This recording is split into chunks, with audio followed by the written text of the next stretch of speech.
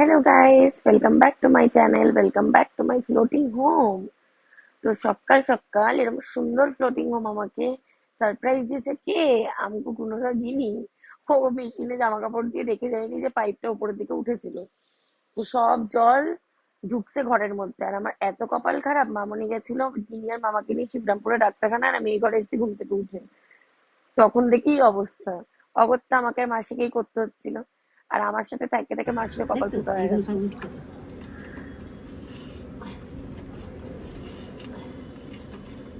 এত ফুটা হয়েছে যে যতবারই বাইরের দিকে জল টানে ততবারই ভেতরের দিকে চলে আসে, কারণ ওটা তো ময়লাটা ক্লিয়ার হচ্ছে না, আস্তে আস্তে যাচ্ছে। আর ততক্ষণে মেড উঠে গেছে। তো বাকিটা আমারই করতে হচ্ছিল। মানে সকাল সকালে সুন্দর সকাল কতজন আমি পায়। যতটা পারছি পরিষ্কার করছি।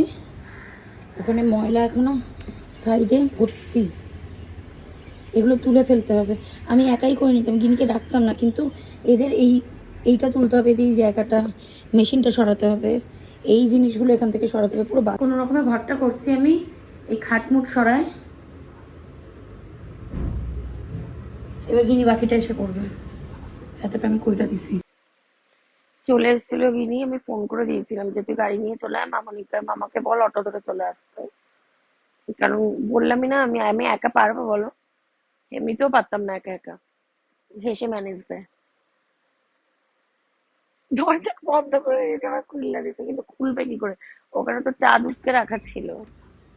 আমাকে চা আরে দুধ ভাবতেছে টঙে কেন তুললা দিছে আমাকে, এই কি অবস্থা! এটা কারা? খাওয়া তো অর্ধেক এটা শেষও করি কারা? নাই। এটা করো, টঙে এটা কেন করো, তুললা এটা দিলাম করো। গো? আদিক খেতে হচ্ছে এখন। উফ, মানে ইগনোর দেখছো? কোথায় উঠছে?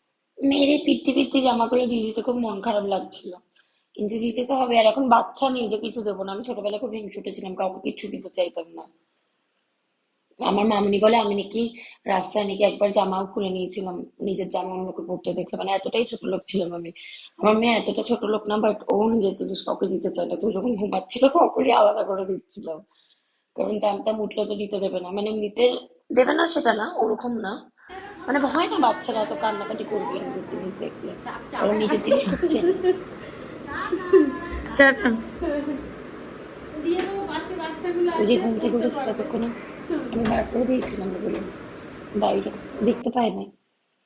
এটার তোমরা কিন্তু শর্টস দেখেছো, বলো কেমন লেগেছে আমাকে কমেন্ট বক্সে জানিও। দুজনে আমাকে জানিয়েছে, তনুশ্রী আর শর্মিলা, থ্যাংক ইউ ভাই, থ্যাংক ইউ সো মাচ। আর তোমরা যারা এখনো দেখোনি শর্টসটা, তোমরা একবার দেখে নিও। ওটা আমি একটা get ready with me shorts দিয়েছি। আমি জানি অতটা ভালো হয়নি, মানে একদমই ভালো হয়নি, জঘন্য হয়েছে। তাও একটু দেখে লাইক টাইক করে দিও। লাইক না করো, আমাকে জানিও অ্যাটলিস্ট কেমন লেগেছে। তাহলে আমি পরের বার থেকে আরো ইমপ্রুভ করবো নিজেকে। আমি নেক্সট যখন আরো get ready with me shorts দেবো তখন নিজেকে আরো ইমপ্রুভ করে নেবো, ডোন্ট ওয়ারি। বাট এখন তো আমি নুব, ওই জন্য। যেমন নুবের আর একটা এক্সাম্পল দেখো। আমি ভেবেছিলাম আমি মার্কেটে ঢুকে সারা মার্কেট কভার করবো, মানে যতক্ষণ শপিং করবো ততক্ষণ ভিডিও করবো। বাট দু চারটে ভিডিও কভার কইরাই আমার হয়ে গেছে। হকার্স মার্কেটের ভেতর ঢুকতে না ঢুকতে আমার মানে হয়ে গেছে, ভুললাই গেছি, মাথা থেকেই বেড়ায় গেছে আমার, মানে মাথাতেই ছিল না। এই জামাগুলো 60 টাকা করে নিয়েছে।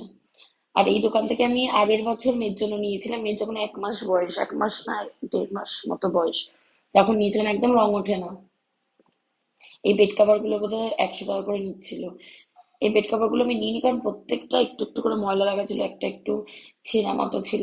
বাকি বেড কাভার গুলো, এই সরি কুশন কাভার গুলো ভালো ছিল। বেড কাভার বলেই যাচ্ছে নাকি এতক্ষণ ধরে আমি একটা কুশন কাভার। আর একটা দোকানে খুব ভালো ভালো বেড কভার পেয়েছিলাম, ওখান থেকে আমি একটা ডাবল বেডের আর একটা সিঙ্গেল বেডের বেড কভার নিয়েছিলাম। দেখছো কি সুন্দর সুন্দর বেড কভার, আর টেবিল কভার গুলোও খুব সুন্দর ছিল। এইটা আমার প্রথম পছন্দ হয়েছিল, কারণ একটু কাঁথা স্টিচ টাইপের ফিনিশ আছে। কিন্তু এর থেকেও সুন্দর অপোজিটের দোকানে ছিল, আর দাদাটা আমাকে কম দামেও দিয়েছিল। দাদাটা বলেছিল 500, দাদাটা আমাকে 440 বলেও কিন্তু লাস্টে 400 টাকায় কিন্তু আমাকে দিছে এই সুন্দর চাদরটা। দাম কম করো দাদা এই একটু। দোকানটা থেকে একটা নিয়েছি আপনি নিন সিঙ্গেল বেডের। 430 টাকা আর অন্য দোকান থেকে বালিশের কাভার টাভার নিয়েছি। এই কুর্তিটা আমার দূর থেকে খুব পছন্দ হয়েছিল। সামনে গিয়া কি বিচ্ছিরি, আর দাম কয় কত জানো? 850 টাকা। আবার বলে ফিক্স প্রাইস, চৈত্র সেলে আবার ফিক্স প্রাইস কি? আমার ঠাকুরের জন্য জিনিসপত্র নিয়ে নিয়েছিলাম, মানে জামা কাপড় আর কি। তারপর সিংহাসনের জন্য একটু কাপড় টাপড় নিচ্ছিলাম। সবাই পরবে পয়লা বৈশাখে নতুন জামা কাপড়। আমার গণেশ পরবে না, গণেশ কি সবাই পরবে, তো সবার জন্যই নিয়ে নিয়েছিলাম। আমার ভিডিওগুলো কেমন লাগছে তোমাদের জানিও আমাকে কমেন্ট বক্সে। এন্ড থ্যাংক ইউ, আমার না অনেকগুলো সাবস্ক্রাইবার বেড়ে গেছে এই মাসে। থ্যাংক ইউ তোমাদের এত সাপোর্ট করার জন্য, thank you so much, so much. আমি খুব খুব খুশি হয়েছি। মানে আমি ভিডিও দেওয়ার রিজন খুঁজে পেয়েছি যে হ্যাঁ বাড়ছে, তাহলে ভিডিও দিই। তোমরা যারা ভিডিও করো তারা তো জানোই, বলো কেমন লাগে ভিডিও যখন লাইক শেয়ার ভিউজ কিচ্ছু হয় না। শেয়ার বাদ দাও, এখন তো আর শেয়ার হবে না। এখন জাস্ট মানে ওইটাই আর কি, এইটুকুনি এক্সপেক্ট করতে পারি যে ভালো লাগলে লাইক শেয়ার সাবস্ক্রাইব করে দিও। বাই।